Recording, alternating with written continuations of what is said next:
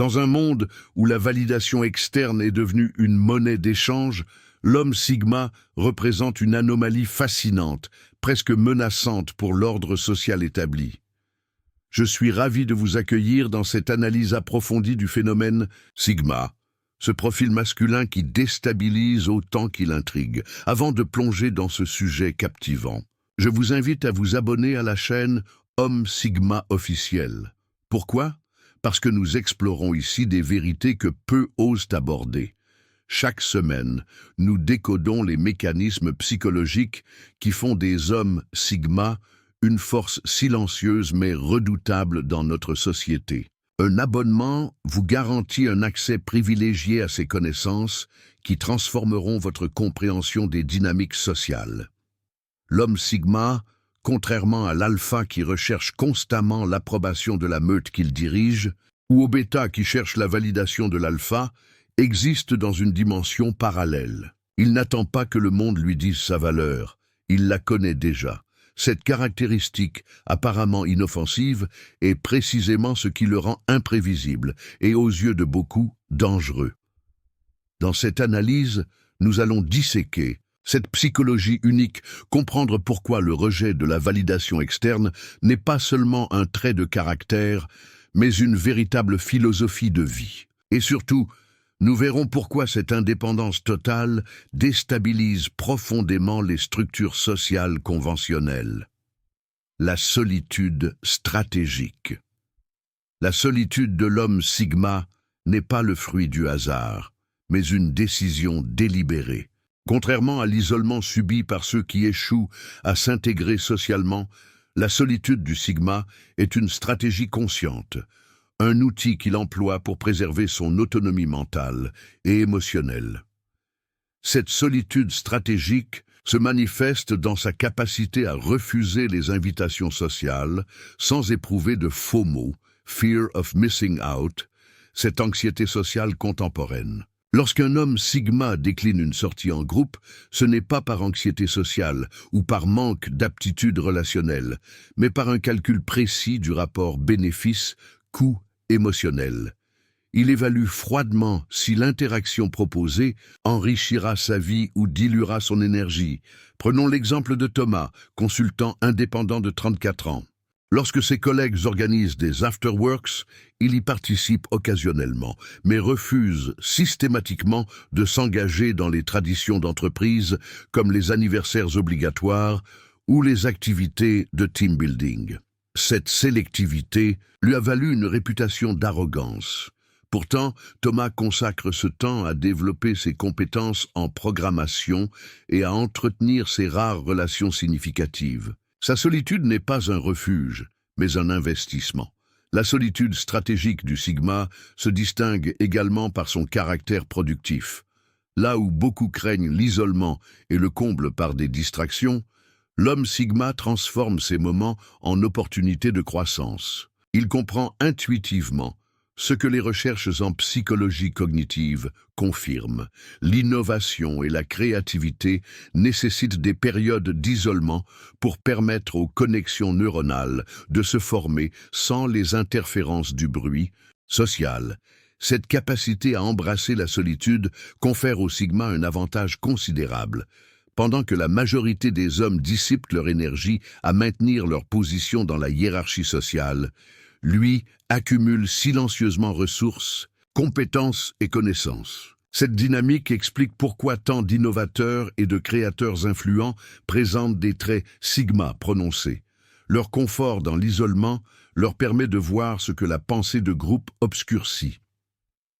La dangerosité perçue de cette solitude stratégique vient de son incompréhensibilité pour ceux qui sont dépendants de la validation sociale. Dans une société qui pathologise de plus en plus l'isolement, l'homme qui choisit délibérément la solitude représente une anomalie inquiétante. Son indépendance remet en question la normalité supposée de l'hyperconnexion sociale constante.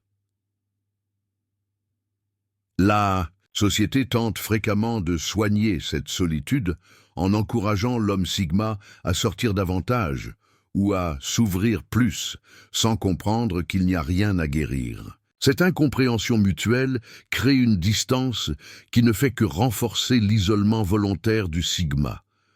Pourquoi s'engagerait-il dans des interactions avec ceux qui ne peuvent concevoir sa vision du monde?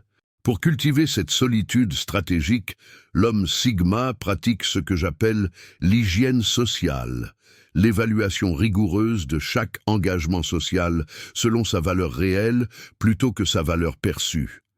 Il distingue clairement entre se sentir seul, un état émotionnel négatif, et être seul, un état neutre qui peut être optimisé. Cette distinction lui permet de naviguer dans sa solitude sans succomber aux pressions sociales qui poussent la plupart des hommes vers des interactions superficielles. Dans un monde qui confond constamment connexion et proximité, l'homme sigma reconnaît que la véritable intimité est rare et précieuse, tandis que les connexions sociales superficielles sont abondantes mais largement dépourvues de valeur. Sa solitude n'est donc pas un manque, mais une abondance d'espace pour poursuivre ce qui a réellement de l'importance à ses yeux. 2. L'indépendance émotionnelle. L'indépendance émotionnelle constitue peut-être la caractéristique la plus distinctive et la plus puissante de l'homme sigma. Elle se manifeste comme une autonomie affective profonde qui le différencie radicalement des profils alpha, dépendant de l'admiration, et bêta, dépendant de l'approbation. Cette indépendance n'est pas innée mais cultivée, souvent à travers des expériences qui ont révélé la fragilité des attachements externes. Cette autonomie émotionnelle s'observe dans sa capacité à maintenir une stabilité interne remarquable, et face aux fluctuations sociales. Là où l'homme alpha peut s'effondrer lorsque son leadership est contesté et où l'homme bêta peut sombrer dans l'anxiété lorsqu'il perd l'approbation de ses supérieurs, l'homme sigma conserve son équilibre. Cette stabilité ne vient pas d'une insensibilité, erreur fréquente dans l'analyse du sigma, mais d'un ancrage émotionnel interne solidement établi. Prenons le cas d'Antoine, entrepreneur de 37 ans. Lorsque son projet principal a subi un échec public, ses associés ont immédiatement cherché à se distancier pour protéger leur réputation. Les investisseurs ont exprimé leur déception ouvertement. Face à cette tempête de jugements négatifs, Antoine n'a pas cherché à se justifier publiquement ni à blâmer des facteurs externes. Il a absorbé les critiques constructives, ignoré les attaques personnelles et a commencé à planifier son prochain projet le jour même. 6 mois plus tard, plusieurs de ses détracteurs les plus virulents sollicitaient discrètement sa participation dans leurs propres initiatives. Cette indépendance émotionnelle se traduit également par une relation particulière avec les émotions négatives. Là où beaucoup cherchent immédiatement à éliminer l'inconfort émotionnel par des distractions ou la validation externe, l'homme sigma accepte ces états comme des informations précieuses. Il ne cherche pas à échapper à la tristesse, la colère ou la déception, mais les traverse avec une curiosité analytique qui transforme ses expériences en apprentissage. L'aspect potentiellement dangereux de cette indépendance émotionnelle réside dans l'immunité qu'elle confère contre les mécanismes traditionnels de contrôle social. La société maintient l'ordre en grande partie grâce à la peur du rejet et au désir d'approbation. Un homme imperméable à ces pressions devient, par définition, difficile à influencer par les moyens conventionnels. Cette résistance naturelle aux manipulations émotionnelles explique pourquoi les hommes sigma sont souvent perçus comme des électrons libres dans les structures organisationnelles rigides. Pour développer cette indépendance émotionnelle, l'homme sigma pratique ce que j'appelle l'autoréférencement, la capacité à évaluer ses actions et décisions selon ses propres critères plutôt que par le regard des autres. Cette pratique exige une connaissance approfondie de ses valeurs personnelles et une vigilance constante contre l'infiltration des valeurs imposées de l'extérieur. La maîtrise de cette indépendance émotionnelle ne signifie pas l'absence de relations significatives. Au contraire, elle permet à l'homme sigma d'établir des connexions plus authentiques, libérées des dynamiques de dépendance et de manipulation qui caractérisent tant de relations. Il peut aimer profondément sans besoin obsessionnel, s'attacher sans s'enchaîner. Cette liberté émotionnelle comporte cependant un prix, la solitude existentielle. En refusant les validations externes faciles qui nourrissent l'ego à court terme, l'homme Sigma doit affronter plus directement les questions fondamentales de sens et de valeur. Cette confrontation, bien que difficile, forge une résilience psychologique exceptionnelle que peu d'hommes parviennent à développer. L'indépendance émotionnelle du Sigma reste l'une de ses ressources les plus précieuses, dans un monde caractérisé par l'instabilité et l'imprévisibilité croissante. Elle lui permet de maintenir un cap cohérent, là où d'autres sont ballottés par les courants changeants de l'approbation sociale. La hiérarchie invisible, l'homme Sigma navigue dans une hiérarchie parallèle, invisible aux yeux de ceux qui sont emprisonnés dans les structures conventionnelles du pouvoir et du statut. Cette hiérarchie alternative n'est pas basée sur les marqueurs traditionnels de succès, titre professionnel, possession matérielle ou influence sociale visible, mais sur des métriques internes d'authenticité, de maîtrise personnelle et d'impact réel. Cette perception différente des hiérarchies explique pourquoi l'homme Sigma peut sembler paradoxalement désintéressé par les promotions ou les positions de prestige, tout en poursuivant avec une intensité féroce certains objectifs que d'autres considèrent comme secondaires. Ce n'est pas qu'il rejette le succès, il le redéfinit selon ses propres termes. Considérons le parcours de Malik, ingénieur de formation.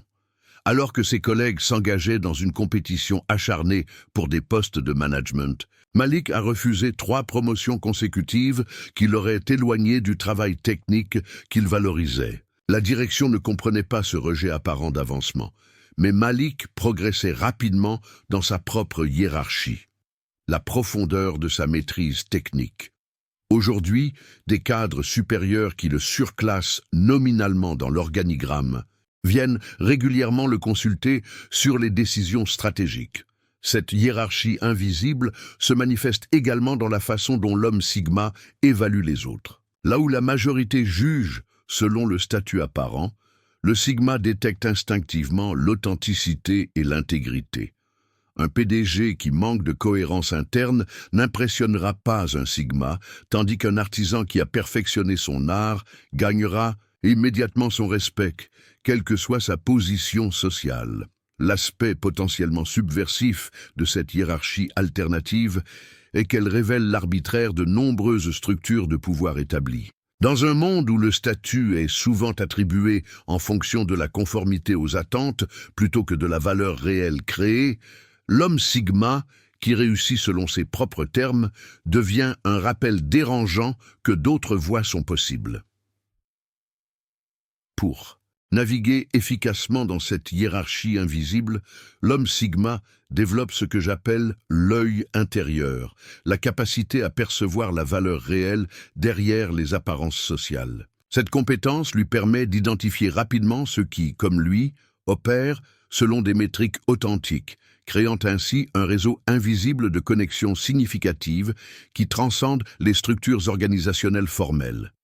Cette perspective alternative génère une forme unique de pouvoir social. Alors que l'alpha exerce son influence à travers la domination directe et que le bêta l'obtient par la conformité et l'alliance stratégique, le sigma dérive son influence de son indépendance même. Sa liberté par rapport aux hiérarchies traditionnelles lui confère un point de vue externe qui peut identifier des solutions inaccessibles à ceux qui sont immergés dans le système. La dangerosité perçue de cette hiérarchie parallèle vient de son potentiel à inspirer d'autres à questionner les structures établies. Un homme qui prospère en dehors des chemins prescrits devient un exemple vivant de la possibilité de redéfinir le succès. Dans un système qui dépend de l'acceptation collective de certaines métriques de valeur, cette remise en question représente une menace fondamentale. Cette navigation dans la hiérarchie invisible exige cependant une forte tolérance pour l'incompréhension. L'homme sigma doit accepter que ses choix paraîtront souvent inexplicables, voire autodestructeurs, aux yeux de ceux qui ne partagent pas sa vision. Cette incompréhension est le prix à payer pour la liberté de définir sa propre trajectoire. En définitive, la hiérarchie invisible dans laquelle évolue l'homme sigma lui offre une forme de liberté psychologique rare dans notre société, celle de poursuivre l'excellence selon des standards intrinsèques plutôt qu'imposés, créant ainsi une vie qui, bien que peut-être moins visible ou compréhensible de l'extérieur, résonne profondément avec son authenticité intérieure. L'auto-validation comme arme. L'auto-validation représente pour l'homme sigma bien plus qu'une simple compétence psychologique, c'est une véritable arme stratégique dans un monde saturé de dépendances émotionnelles.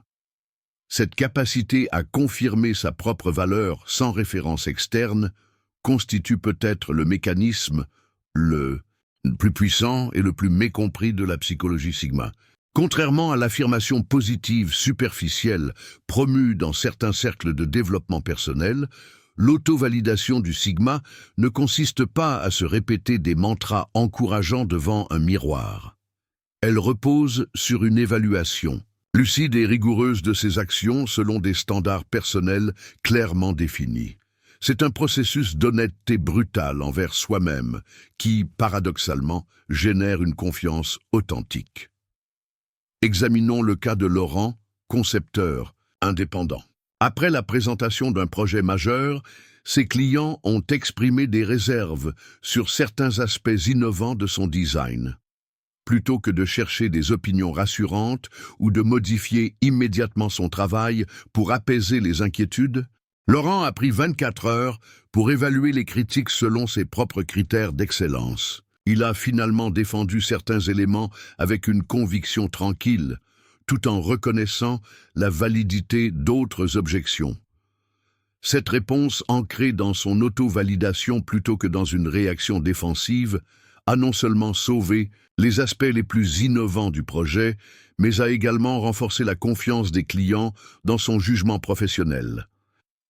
L'aspect dangereux de cette auto-validation réside dans son impact sur les dynamiques de pouvoir interpersonnelles. La plupart des relations sociales impliquent un échange implicite de validation. J'approuve vos choix, vous approuvez les miens, et ensemble, nous renforçons notre sentiment de rectitude. L'homme sigma, en se retirant de cette économie de validation mutuelle, perturbe cet équilibre. Son indépendance face aux jugements externes le rend remarquablement résistant aux techniques d'influence basées sur l'approbation ou la désapprobation. Pour développer cette auto-validation, l'homme sigma pratique ce que j'appelle l'audit d'authenticité, un examen régulier de l'alignement entre ses actions et ses valeurs fondamentales. Cette pratique exige d'abord une définition claire de ses valeurs, non pas selon des idéaux abstraits ou des attentes externes, mais selon ce qui génère un sentiment profond de justesse intérieure.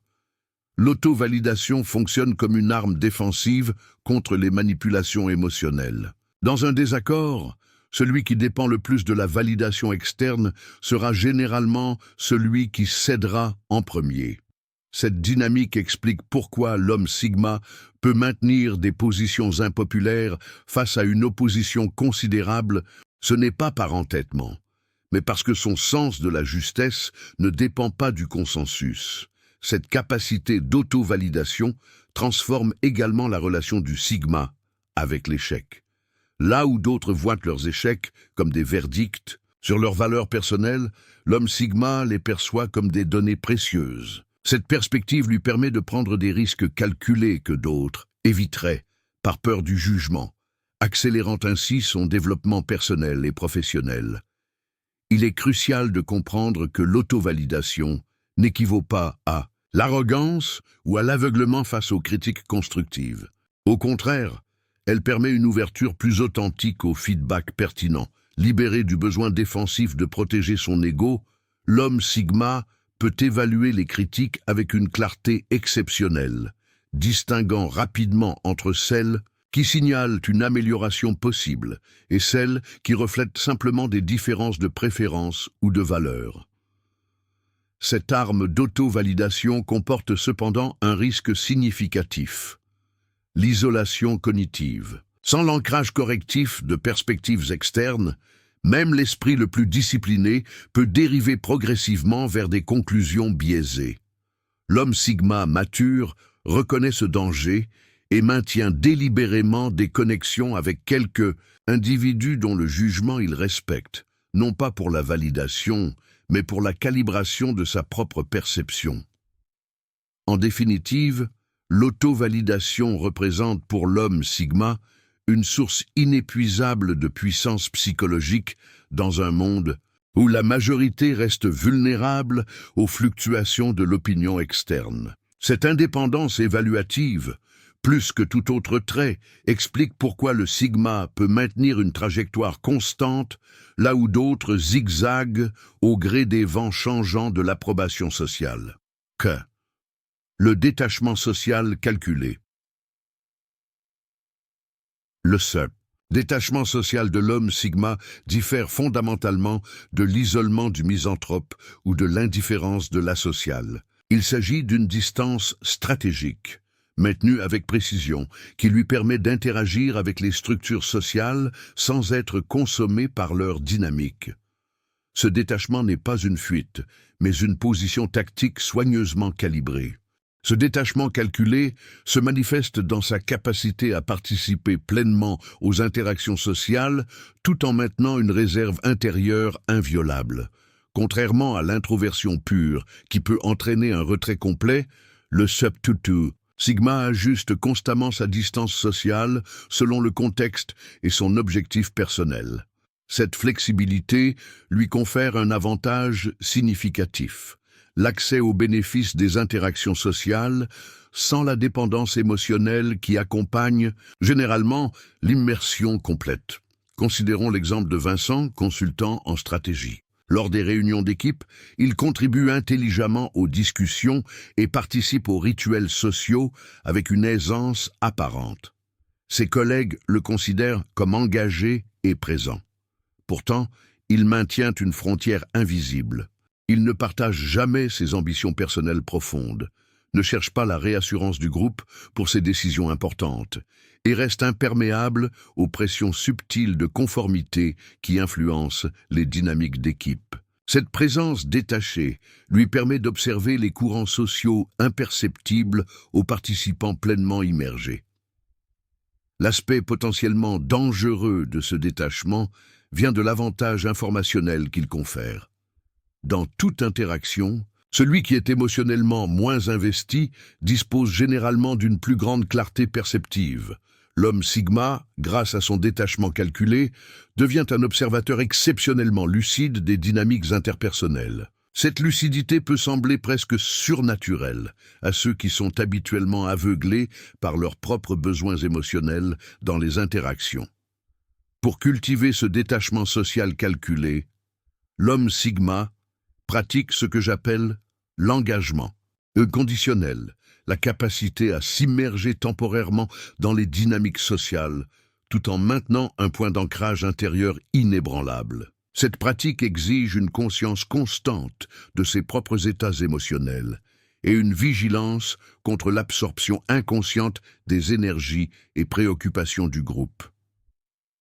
Ce détachement permet également au sigma d'éviter le piège de la réciprocité obligatoire qui gouverne tant d'interactions sociales, là où d'autres se sentent compellés de retourner immédiatement faveur, confidence ou invitation par crainte de violer les normes implicites. L'homme sigma reste libre d'évaluer chaque situation selon ses mérites propres. Cette liberté face aux obligations sociales tacites est souvent interprétée à tort comme de l'égoïsme ou de l'ingratitude. La maîtrise de ce détachement social exige un équilibre délicat. Poussé trop loin, il peut dégénérer en une froideur clinique qui appauvrit l'expérience humaine. Insuffisant, il laisse l'individu vulnérable aux manipulations émotionnelles. L'homme sigma cultive donc ce que j'appelle l'empathie contrôlée, la capacité à comprendre profondément les états émotionnels d'autrui sans les absorber ou s'y identifier complètement. Cette position de détachement calculé offre un avantage particulier dans les situations de négociation ou de conflit. Alors que l'émotionnellement investi révèle involontairement ses désirs et limites à travers des signaux non-verbaux, l'homme Sigma reste largement illisible. Cette opacité psychologique, combinée à sa perception aiguisée des motivations d'autrui, lui confère une position de force considérable dans les confrontations d'intérêts.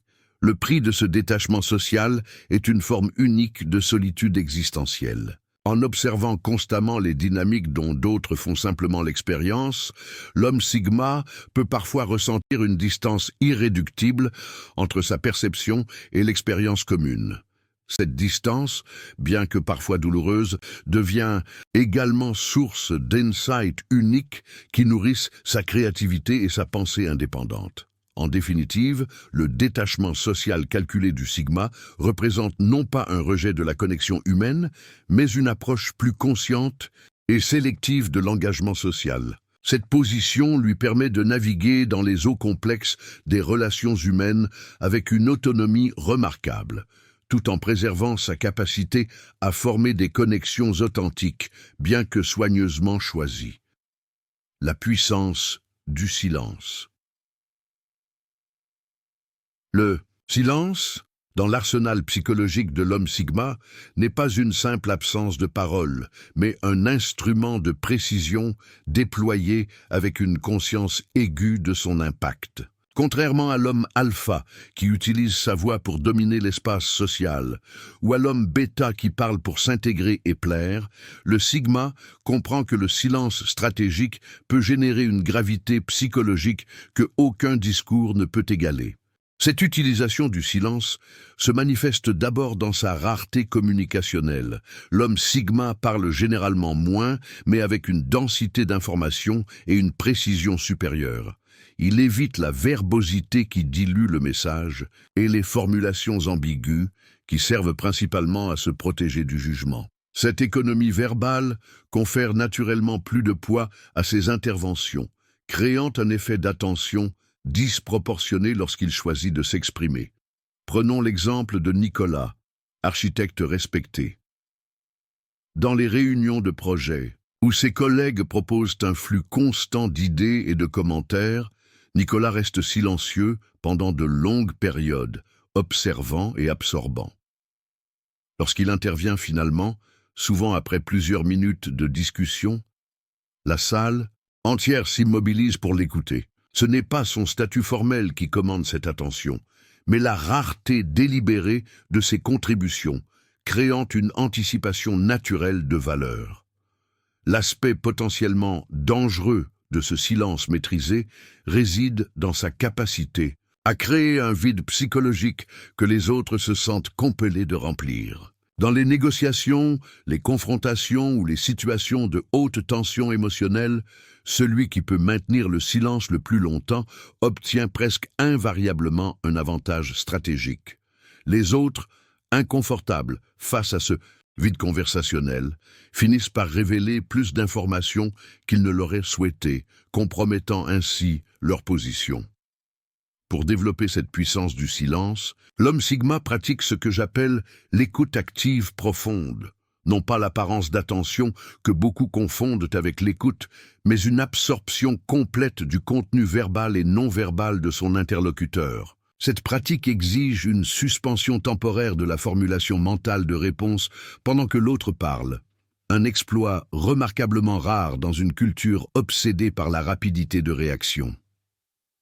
Le silence du Sigma fonctionne également comme un filtre social hautement efficace. Dans un monde où beaucoup parlent pour établir leur présence sociale, celui qui reste silencieux jusqu'à avoir quelque chose de valeur à offrir attire naturellement ceux qui valorisent la substance plutôt que l'apparence. Ce mécanisme crée un cercle vertueux où le Sigma se retrouve progressivement entouré uniquement d'individus capables d'apprécier la communication de haute qualité. Cette utilisation stratégique du silence transforme également la relation du Sigma avec les conflits. Là où d'autres s'engagent immédiatement dans des justifications défensives face à la critique, l'homme Sigma absorbe d'abord l'information, identifie la part de vérité qu'elle contient, puis répond avec une précision chirurgicale. Cette séquence, absorption, évaluation, puis réponse mesurée, lui confère une autorité naturelle dans les situations conflictuelles. Il est crucial de comprendre que le silence du Sigma n'est pas une tactique de manipulation ou d'intimidation, mais l'expression externe d'une clarté intérieure. À la différence du silence passif-agressif employé comme arme émotionnelle, le silence Sigma vient d'une absence authentique de besoin de remplir l'espace conversationnel pour valider son existence sociale. Ce silence stratégique comporte cependant un risque significatif, l'incompréhension de ses intentions. Dans une culture qui valorise l'extraversion et l'expression constante, le silence peut être interprété comme de l'arrogance, de l'indifférence ou du désengagement. L'homme Sigma mature reconnaît ce risque et apprend à signaler son engagement par d'autres moyens non verbaux, préservant les bénéfices du silence sans subir toutes ses pénalités sociales. En définitive, la maîtrise du silence représente, pour l'homme Sigma, non seulement un avantage tactique dans les interactions, mais une expression de sa philosophie plus large. La valeur réside dans la substance, non dans l'apparence. Dans la qualité de la pensée, non dans le volume de son expression. Cette approche, bien que souvent mal comprise dans l'immédiat, inspire invariablement un respect durable chez ceux capables de reconnaître sa profondeur. L'ambition silencieuse. L'ambition de l'homme Sigma se distingue par sa nature intériorisée et son orientation vers la maîtrise plutôt que vers les marqueurs externes de succès. Contrairement à l'ambition ostentatoire de l'alpha qui cherche visibilité et reconnaissance, ou à l'ambition conformiste du bêta qui poursuit les objectifs socialement prescrits, l'ambition du Sigma reste largement invisible aux observateurs. Superficielle, un moteur intérieur puissant mais délibérément dissimulé. Cette ambition silencieuse se manifeste dans sa poursuite implacable d'excellence personnelle, souvent dans des domaines choisis pour leur valeur intrinsèque plutôt que pour leur prestige social. L'homme Sigma peut consacrer des milliers d'heures à perfectionner une compétence que peu valoriseront ou même remarqueront, motivé par une satisfaction interne que les récompenses externes ne peuvent égaler. Considérons le cas de Rémi, développeur de logiciels. Alors que ses collègues se construisaient méticuleusement des profils LinkedIn optimisés et collectionnaient des certifications reconnues par l'industrie, Rémi consacrait ses soirées à maîtriser un langage de programmation expérimentale sans application commerciale immédiate. Cette focalisation a semblé incompréhensible à son entourage professionnel, jusqu'à ce qu'une évolution technologique majeure rende soudainement ses compétences extrêmement précieuses. Cette trajectoire n'était pas accidentelle, mais le fruit d'une vision à long terme, guidée par une compréhension profonde des tendances fondamentales plutôt que des modes passagères. L'aspect potentiellement dangereux de cette ambition silencieuse réside dans son imprédictibilité. Dans un système social qui dépend de la visibilité des ambitions pour anticiper et influencer les comportements, l'homme Sigma qui progresse invisiblement vers ses objectifs représente une variable impossible à calculer. Son succès semble souvent surgir de nulle part, un effet signe noir pour ceux qui n'ont pas perçu la progression constante dissimulée sous la surface. Pour cultiver cette ambition silencieuse, l'homme Sigma pratique ce que j'appelle l'investissement asymétrique, l'allocation disproportionnée de ressources et d'attention vers des domaines négligés par la majorité, créant ainsi un avantage concurrentiel difficile à répliquer. Cette stratégie exige une confiance extraordinaire en son propre jugement, capable de maintenir une direction constante malgré l'absence de validation sociale. Cette ambition intériorisée transforme également la relation du Sigma avec les échecs temporaires.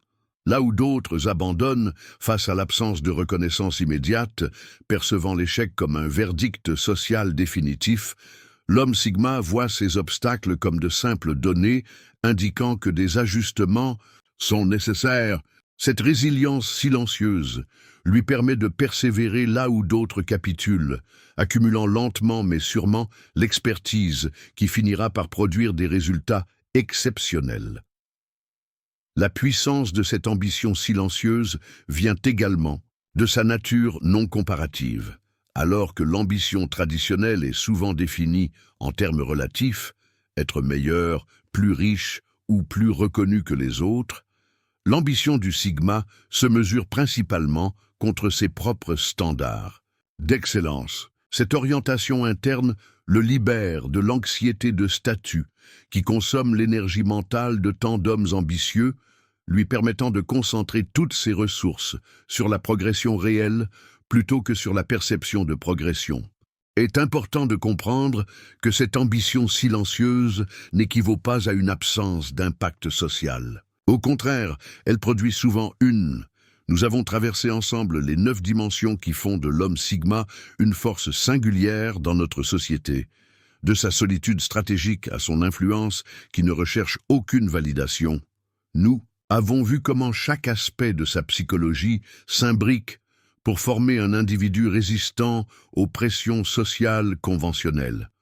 Ce qui rend véritablement l'homme Sigma dangereux, ce n'est pas une quelconque malveillance, mais sa capacité à exister et prospérer en dehors des systèmes de récompense sociale que la majorité des hommes considèrent comme indispensables. Cette indépendance totale le rend imprévisible, incontrôlable et par conséquent fascinant. Si cette analyse vous a interpellé, je vous invite vivement à vous abonner à notre chaîne. Pourquoi ? Parce que nous explorons chaque semaine de nouvelles facettes de cette psychologie avec des stratégies concrètes pour développer votre indépendance émotionnelle et mentale. Notre communauté grandissante d'hommes qui refusent les limitations conventionnelles vous attend. En vous abonnant maintenant, vous ne suivez pas simplement une chaîne, vous rejoignez un mouvement. N'oubliez pas, dans un monde qui cherche constamment à vous faire rentrer dans une case, la plus grande rébellion est de créer votre propre catégorie.